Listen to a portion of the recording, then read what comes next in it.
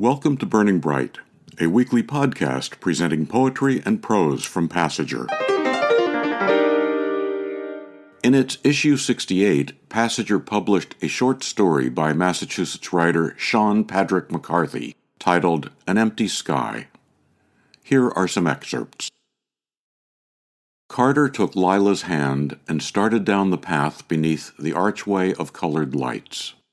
The carols stopped as soon as they entered the building, sealed off outside, and the heat, the warmth, hit them with a rush as the door swung shut. The lights in the room were bright, and the room was decorated with trees and lights and elves and snowmen and wreaths. A model of the park, complete with the train that traveled about the perimeter, was set up against the far wall, and just past the restroom was a green felt carpet, a large high-backed chair looking like a throne. A camera with a tripod stood before it. The chair empty. The photographer nowhere in sight. There were stacks of wrapped presents tied with ribbons. Props, Carter thought. Empty boxes.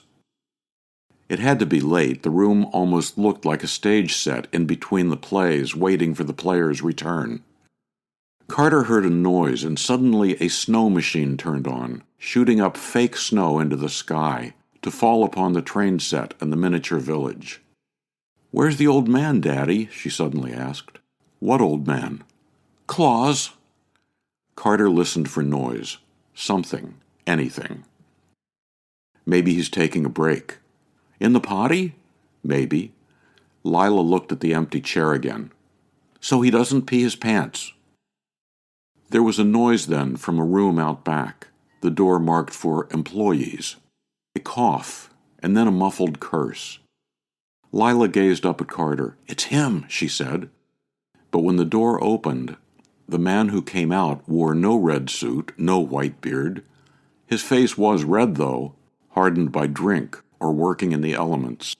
And he wore a blue trucker's vest over a sweatshirt and overalls, all stained with either grease or soot. Something black. He wore a knit cap, too, the old New England Patriots logo, Pat Patriot down in a three-point stance on the front.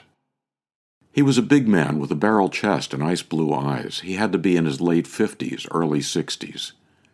"He's a dirty man, Daddy," Lila said. "He must live in a dirty house." "Maybe he came down the chimney," Carter said. The man wiped his hands with a rag and raised his chin as his eyes caught sight of them, and he started across the room. "We were just about to close up in here, folks," he said. "We're looking for Claus," said Lila. "Santa Claus?" the man said. Lila nodded. The man stopped and leaned over, bringing his eyes to Lila's. "Well, he was here, but he had to go. A lot of work for him to do tonight. It's the busiest night of the year for him, little lady." "He's going to bring me a Tickle Me Elmo," Lila said. "Oh, I saw his bag, and he has a lot of Tickle Me Elmos this year," the man said. "The elves were coming and going with them. You seem like a really nice little girl, so I bet one was yours." Carter thought he caught the faint smell of booze, but couldn't be sure.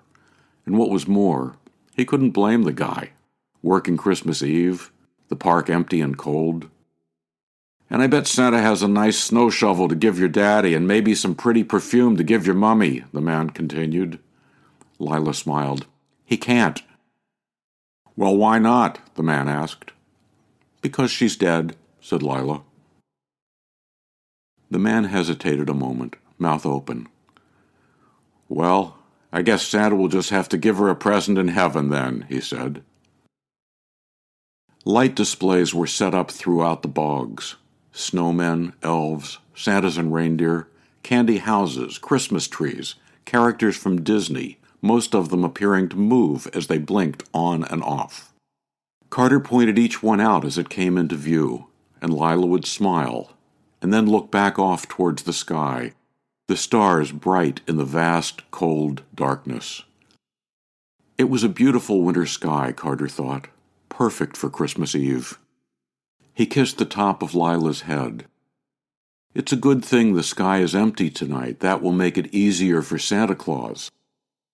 Lila was breathing slowly now, her eyes beginning to close.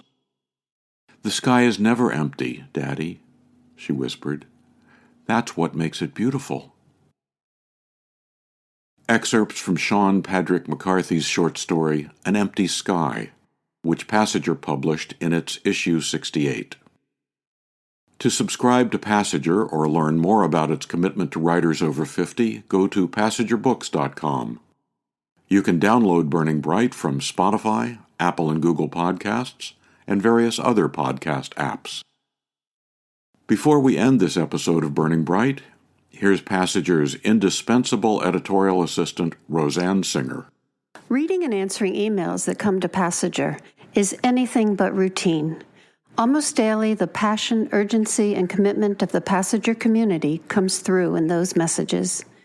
As a small literary press, Passenger has brought together a worldwide community of writers, readers, and listeners.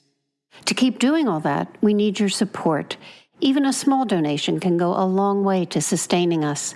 Go to PassengerBooks.com and click on Donate at the top of the page.